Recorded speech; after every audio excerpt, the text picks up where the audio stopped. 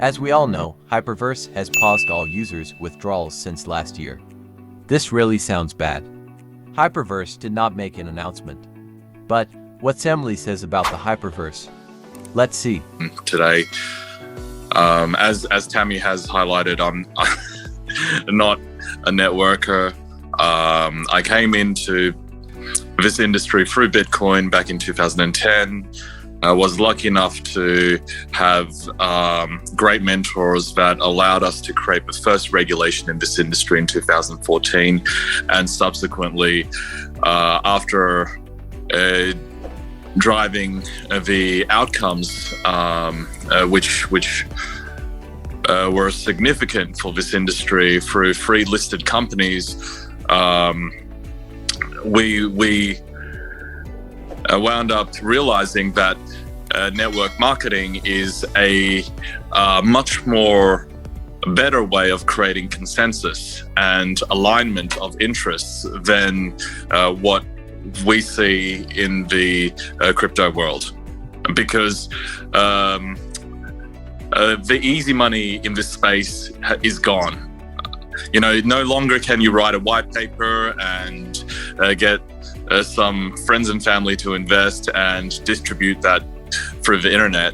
No, this ecosystem requires a deeper level of engagement, and we see affiliate marketing as a key component to that. And that is why, you know, in 2019, we had initial conversations of taking this nascent industry, this very, very brand new industry, and bringing it into the affiliate marketing structure.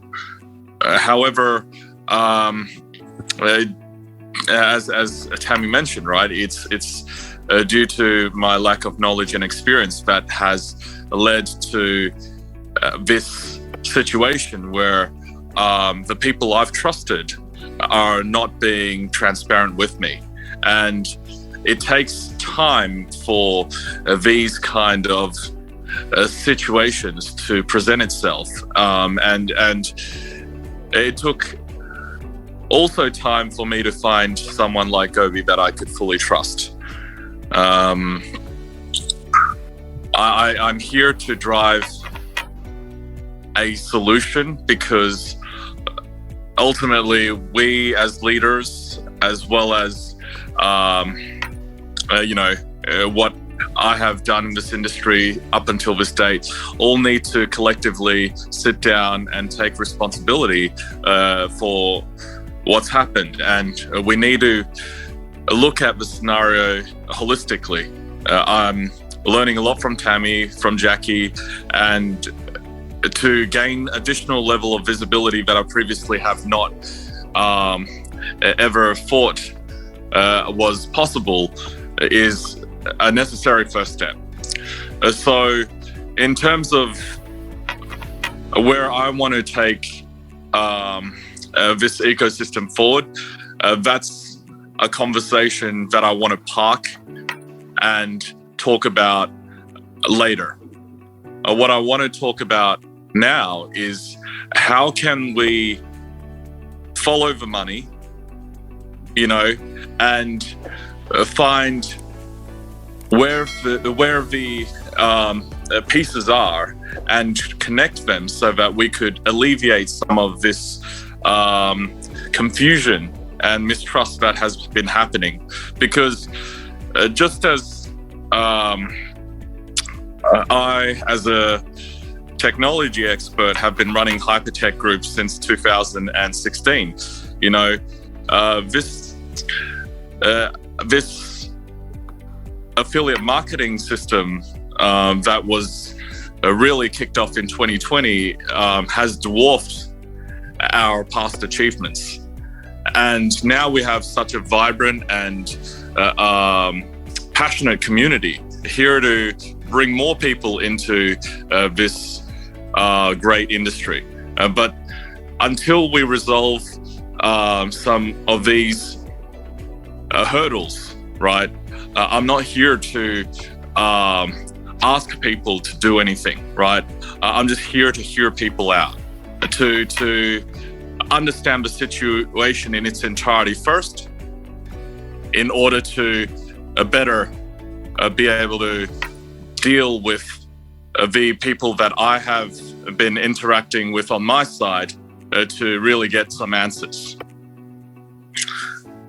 So, in a nutshell, we all need to take some responsibility for, the success and the failures in this ecosystem.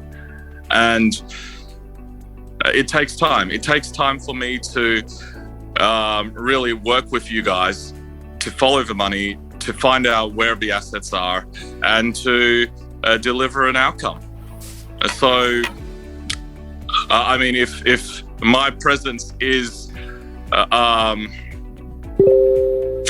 a net positive, then I hope to work continuously with you guys, and hopefully this is a step in the right direction, Tammy.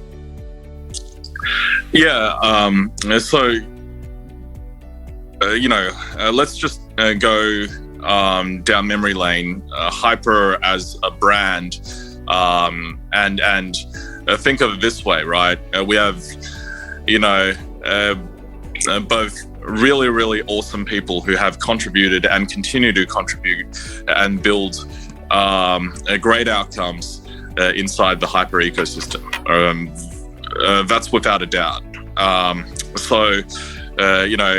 example of which is HyperPay, right? It is the custody solution for billions of dollars of assets in this industry.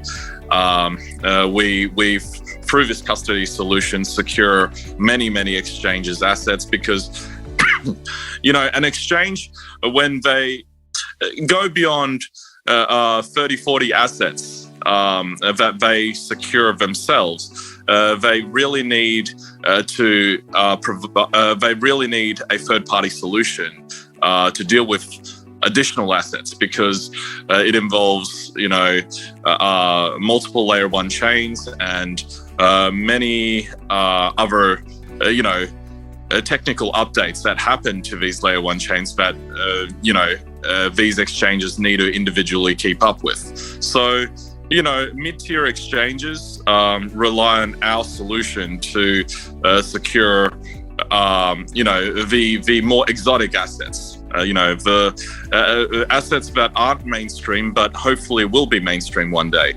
So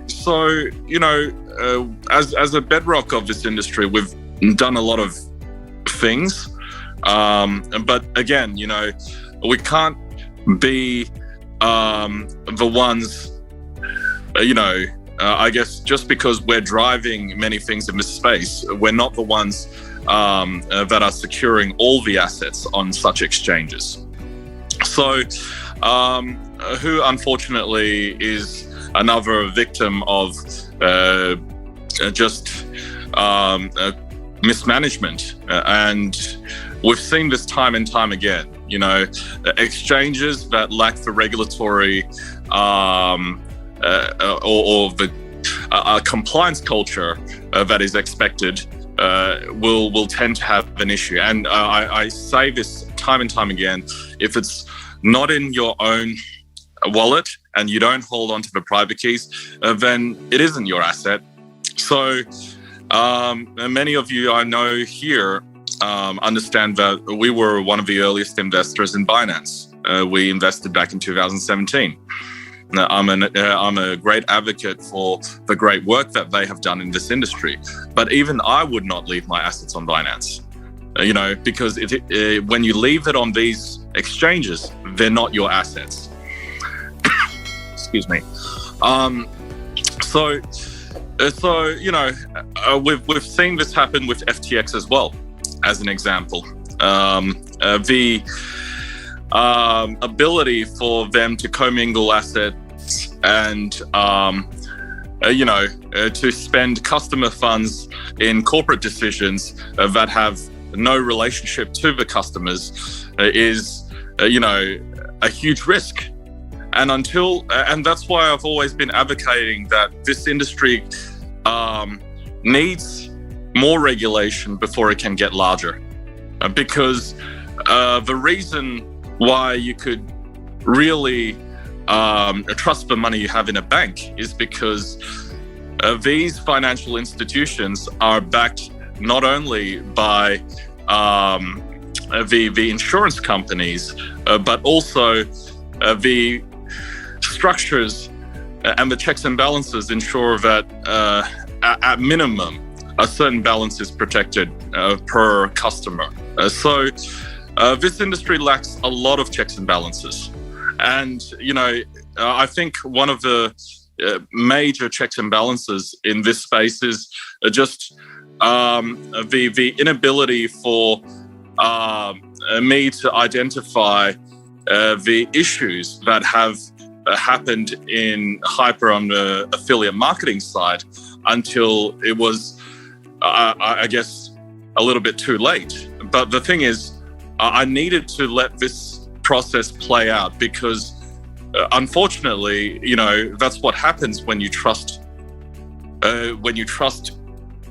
business partners that have been with you for so long.